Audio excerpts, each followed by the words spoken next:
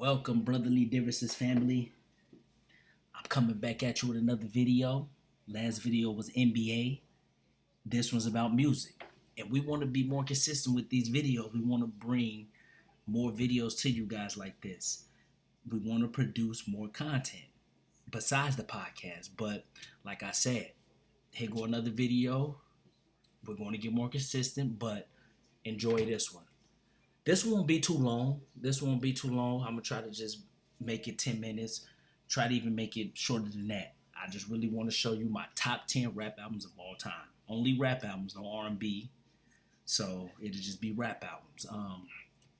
One thing about music that people need to understand, it is subjective. This is my opinion. The albums I will show you is really the albums that I think that I love. It doesn't mean that they better than certain albums that most people would think that should be in the top 10.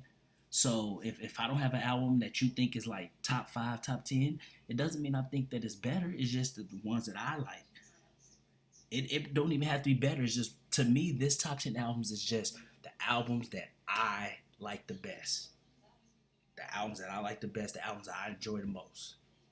And it doesn't mean they have to be better lyrically or nothing. So this is my opinion. I know it's going to be a lot of disagreements, especially with one of them in my top 5, top 3 at that. But I want to see your guys' top 10, and I just want to see what type of albums people have in their top 10s. And it's hard to make a top 10 because mine changed a lot, actually. It changes because I listen to albums a lot, and I listen to albums numerous times. So sometimes I may put an album that's not in my top 10, may be in my top 10 a year later or something. So it changes. So that's what people got to understand too. It's hard to make a top 10 because you're forgetting certain albums, but some albums got to miss out, man. It's a top 10 for a reason. That's what people don't get with these lists. But let me get started. I don't want to talk too much, but like I said, this is my top 10 albums, and I won't go into detail of why it's my top 10 or my criteria. I'll just show you my top 10, just a quick video, and I want to see other people's top 10 rap albums of all time, and then we can get a music conversation going and start doing more music content with rap and stuff, getting more detailed of why we think certain albums are better. But here we go. My honorable mention albums that didn't make my top 10 for now, and these albums can range from top 11 to 20.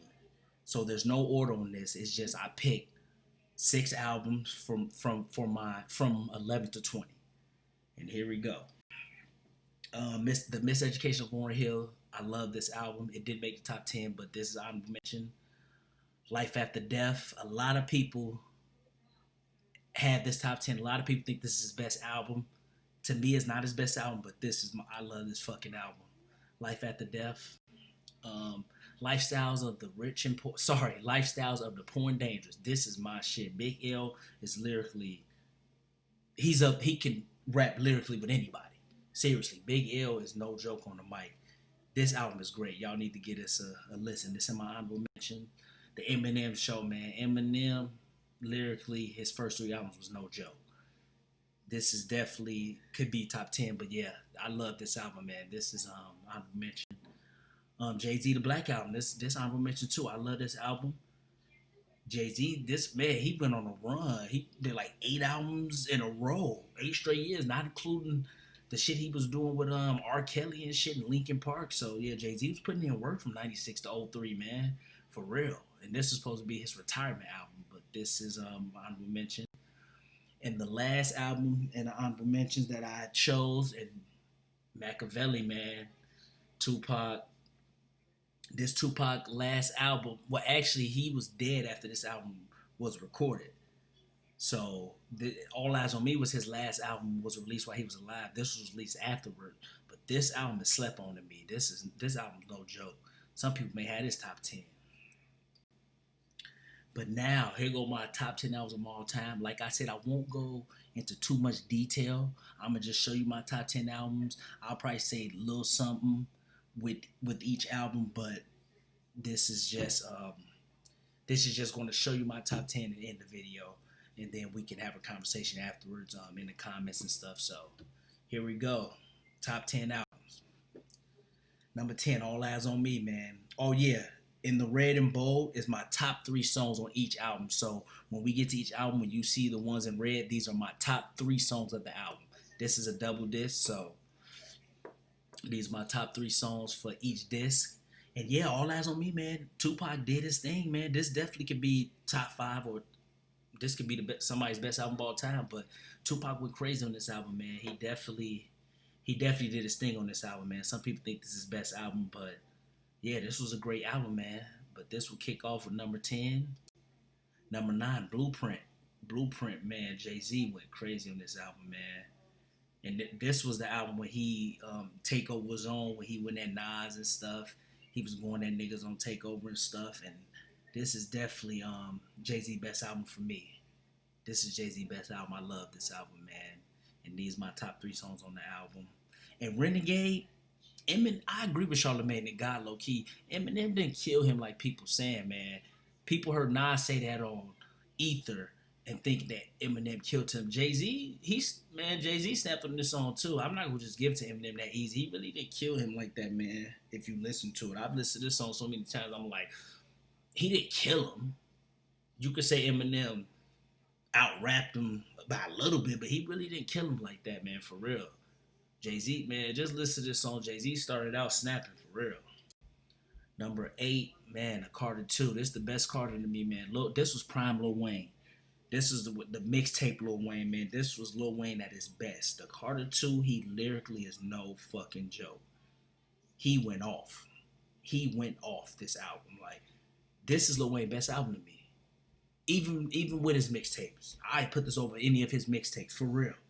Like, Lil Wayne snapped on this. So this definitely had to make my top 10. I love this album. Number 7, It Was Written. It Was Written, oh my God. Some people think this is Nas' best album. I'm not mad at that.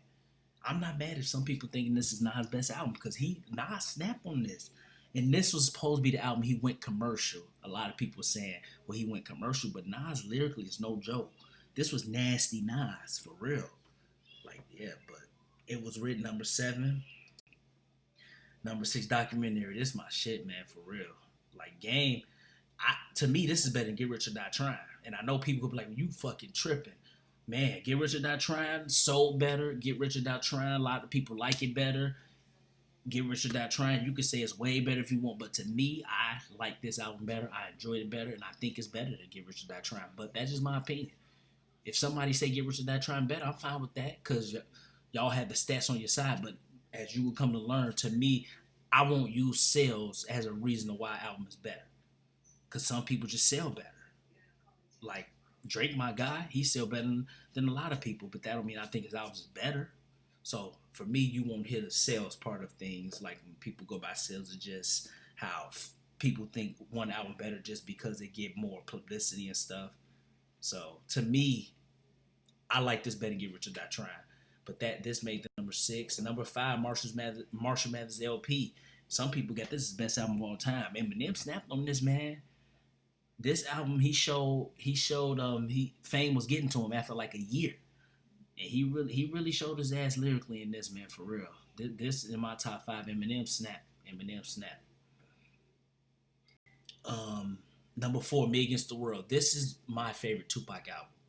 All Eyes on Me. People can say All Eyes on Me. I actually switched with this and All Eyes on Me a lot, but the more I listen to this made my top 5. I love this album, man. Tupac he was interpersonal with it, introspective and shit. Tupac really just put his feelings into the song, and he kind of changed up a little bit, because his first 2 albums was more political, more socially conscious and stuff. This one was socially conscious, but that was more socially conscious, going at the government and shit. And this album was more interpersonal. He was going through shit. This was with the rape case. He predicted shit in this album. So this is personally my favorite Tupac album. Number 3, man, I'm ready to die. Biggie. This is Biggie's best album.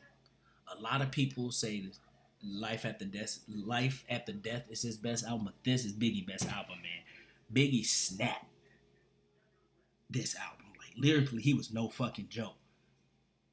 Track 12, Me and My Bitch, he said the most suspect line of all time. You look so good, I suck on your daddy's dick. But man, Biggie, man, on this album, he went crazy. Man, for real. So yeah, this made my top 3, man. And on when they do album rankings, Rated Die Illmatic top 2, and that's not it's just crazy that these in my top three. And when people do the rankings like on Vibe and the Source, Ready to Die Illmatic is top two. But I love these albums. I love this album. I love this album, man. For real. I love Ready to Die, man. This possibly could be number one. Like Biggie just went crazy. And to show y'all I'm not biased, I really don't fuck with Biggie like that because I'm a Tupac. I'm a Tupac fan. So it's like I have this higher than any Tupac album. So this how you know I ain't being biased. People go be pissed at this. Number two is The Pimp a Butterfly. People go be pissed at this because a lot of people didn't like this album. A lot of people think Good Kid, Mad City is his best album, but to me, this album is Kendrick's best album, and this is my number two album of all time. It could be number one. It may be number one in a couple of years because this album just is the way he layered it, what it was about. And like I said, this may be the first album I do a detailed analysis on. And the people who hate this album, you don't have to listen to it. It's a fan base. I have a fan base for this album for sure. So y'all can not listen to it. It's fine. If you hate the album, that's fine. Go ahead and hate it. If you say it's trash, I'm fine with that. I'm cool with your opinion. But this album, I will explain why I love it so much. A detailed analysis of the meanings of the album and just everything. Like this album, like even from the cover, and it ain't just the cover. The album cover is not why it's in my top two. I'm just saying, even from it's just deep meanings in this album, and just lyrically, Kendrick was good in this album too. A lot of people don't like the jazz portion of it. I bet just the sound of it, but the production was great, and I love this album, man. I don't care what nobody say, and if you don't like it, that's fine. I respect your opinion, man. So it is what it is. But the number one album, Nas Illmatic. This is a short album. It really only got 9 songs because the first song, the Genesis, is really just an intro. They kind of talking in it. Nas at the barbecue or something. He at the beginning, I forgot the song called Nas at the barbecue or something. He was rapping. He was rapping in that, and he was just snapping lyrically. He was going crazy, but a lot of music heads, rap heads, love this album because they say Nas like changed the game with this album lyrically. He was going crazy, and I'm gonna do a detailed analysis on this album too because Nas' metaphors, delivery was just perfect with this album, and that's why I have it number one. Like I'm a big Nas fan, and I know people say you're just biased. You have Kendrick, Nas. That's fine. They're two of my favorite rappers for a reason. So it is what it is, man. But Nas snapped on this album. For real. Nas snapped. So I give this list if you ain't listened to it, man. But like I said, I'll definitely have a detailed analysis on most of these albums, but definitely Illmatic and To Pimp a Butterfly, because those are my top two albums, and people would disagree with those being in my top two. So that's why I would do a detailed analysis. So if you really want to hear detailed analysis of why it's in my top two, I will definitely do it. But most people get It Was Written better than this, and that's fine because It Was Written was raw. But this is my number one album as of now, October 9th, 2020. It changes because, like you say, you hear different sounds, you hear different things. So I may change it, but right now, that's my top 10 albums. And man, I'm glad you guys listen, and I hope you like it. And let me know your guys' top 10 albums in the comments and stuff. Let me know what you guys think of this. Let's get music going. Me and Rod go try to talk more about music and stuff, man. And eventually, if we keep getting support, we'll have different podcasts where we talk about real talk, sports, and music. Because I really want to get a music conversation going, man. But I'm actually going a little bit too long. Thank you guys for listening. And please show me your guys' top 10 albums in the comment section. Peace.